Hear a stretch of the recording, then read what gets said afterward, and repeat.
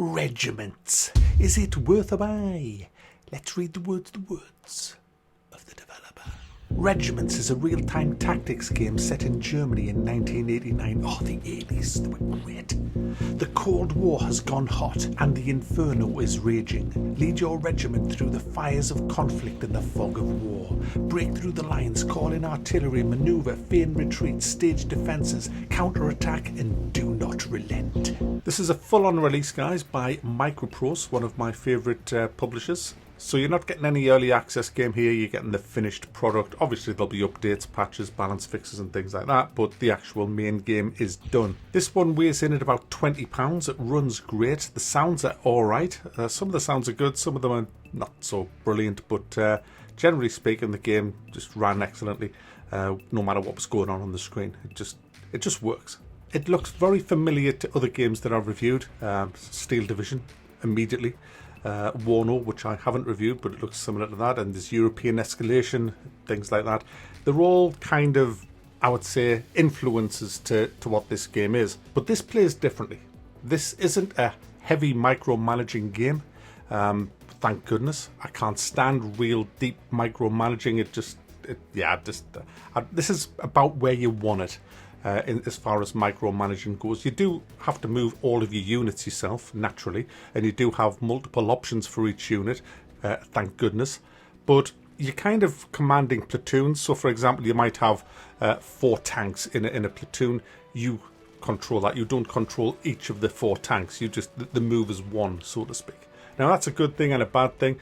For example, with the mobile infantry, when you disembark them from the armoured personnel carriers, you can't split them away from that. They all stay as one unit.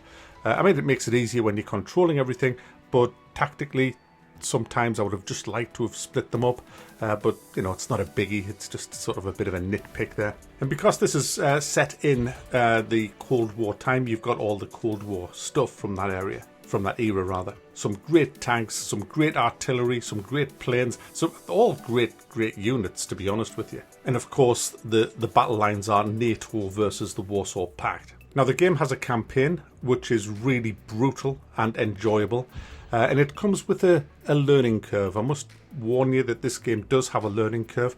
It's not a steep learning curve, you'll be pleased to hear. It looks way more complicated than it is, and it sounds complicated with all the different points systems that you have, and it's, you know, you kind of think, oh no, what is that? Oh no, what more points did that, and what I repair things with these points, and how do I get them points again? Oh, what were them other points? You know, it kind of makes you do a bit of that initially, but after an hour or so, it's so easy. It's that easy I can play it, guys. Essentially, you get points at the beginning of the game, and you spend them points on the vehicles that you're going to have, the assets, I guess, that you're going to have in this particular battle. Every unit has a value, so you can't just buy everything. The other currency you need to know is the currency that you get through doing the battles. You are allowed to repair troops with that, revitalize them. If you have, say, 4 tanks in a platoon and 3 of them are dead, you can replenish the 3 using these other points. Now you can also have a supply wagon on the battlefield. Now the supply wagon is absolutely essential. What that does, that will repair your units and rearm them, because every unit has ammunition, and if you run out of ammunition, well, you're in deep shit. So you have to keep an eye on the ammunition levels. You might have to pull them back from the front line or the skirmishes that they're in, bring them to a safe place where the supply trucks are. The supply trucks are just totally unarmoured. You got to keep them well behind your lines. You don't want to be having them on the front line unless it's absolutely essential. And the reason you have to do all this is because units level up, they gain experience. And I tell you something, when you get veteran units out there, there's a huge difference between them and noob units that are just fresh, green as grass coming onto the battlefield. They're going to get wrecked. So it's very important that you look after all your units on the battlefield. Don't be stupid, like, you know, charge in like a prick. I've done that a lot, as you can imagine, and I learned that lesson. It's not an RTS game where you can just say, oh, just charge, you charge that, rush it, yeah, got it. No, you'll get wrecked. You've got to think of being out in the open. You've got to think of flanking. The tactics in this are great. Do you know what? The AI is brutally hard. It's that hard. I failed the first mission. On medium, it kicked my arse. I kicked its arse on easy, went back to medium, and I'm kicking its arse on medium. But there was the learning curve sort of thing. Now, the thing that I don't like about the way the missions are, they're done in phases, and each phase is timed. Now, you can interfere with all of that and make it easier. You can add extra time and stuff. It's a very versatile game. So even if you're a complete novice at these kind of games, you will be able to play and enjoy this if you're into this kind of stuff, because you can just dumb it all down as much as you want, because these games can be very, very brutal. But what I was going to say was, on the campaign missions, it's set in phases. Now, this is a problem. It's not a huge issue, but I don't like it. Each phase, when it's over, it's like whatever you're doing at the time when that phase ends never happened. So, for example, you could be in the middle of artillery strikes. You could be withdrawing with smoke. You could be assaulting a point, and when that phase ends, the next phase begins, and your units are all in the same place most of the time. But all the enemies kind of gone. The smoke's gone, the artillery's gone, and you can have a unit just out in the middle of nowhere because the whole set of objectives have changed. So that can be a bit of an issue. It's a bit immersion breaking that. I can see why they've done it, to change all the objectives around, but nevertheless, I don't particularly like that. I can't stop playing skirmish at the minute. I am absolutely loving the skirmish missions with this. It does come with lots of different maps, and you can play it co-op with another AI. Unfortunately, you can't co-op with another player. This is single player only. But because the AI is so damn good, the AI will push, it'll retreat, it'll flank you, it will go for areas where it thinks you're weak. I've not seen any evidence of it cheating, which is another tick. But this game is absolutely full of oh shit moments. You can be pushing in a direction where you just assume the enemy is, because that's where they're coming from. You push and push and push, taking all the victory points in that area.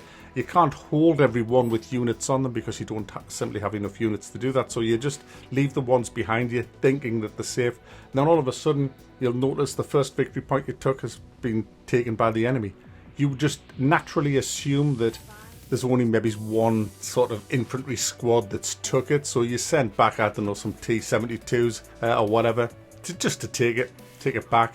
And then you get there and you find that there's 4 enemy platoons there. M1s, infantry, anti-tank, and you get your arse handed to you, because what the enemy have done is, instead of coming straight through your front line where it would be disastrous, they've gone all the way around. And now they're coming up your arse. They are attacking you from the rear. They're great. The AI is really good. It gives you such a run for your money. I've never even played it on hard. Medium's enough for me at the minute. Until I get better. Another great thing about the game is the airstrikes. You get airstrikes, you get artillery strikes, napalm, cluster bombs. You can drop smoke to secure your retreat. And like I said, you gotta learn to retreat. And you know what? Just pressing a simple key to reverse your tanks, they become Italian. You can just reverse your tanks and they'll just show the front armor to the enemy so they won't turn, and show that their arse, the weak armor or the side armor. They'll reverse out of battle in a way. Now, if the shit truly hits the fan and you think you're gonna lose a unit, even reversing seems to be just a death wish for them. There is the ultimate in case of emergency break glass. It's the QQ button. You press Q twice. It's quite, I don't know whether they did that on purpose, but it's QQ. You hit, you select the unit that's about to die. QQ, they will pop smoke and they will really get a boost to speed and get their ass out of there. They can still die. I mean, I've killed lots of enemy units that were QQing, and I've had a lot of my units killed whilst in the middle of a QQ. But if they do manage to get off the battlefield and away, they will be able to come back fully repaired and rearmed, which is great because they'll keep their experience. If you lose them, that's it. So look after your units, keep them well supplied, watch your flanks, watch the enemy. They are sneaky bastards. It's a great game. It's really tactical, really fun. You can zoom right in, zoom right out. It's in, out. Shake it all about for £20, guys. You can't go wrong. It's Microprose. They're bloody great.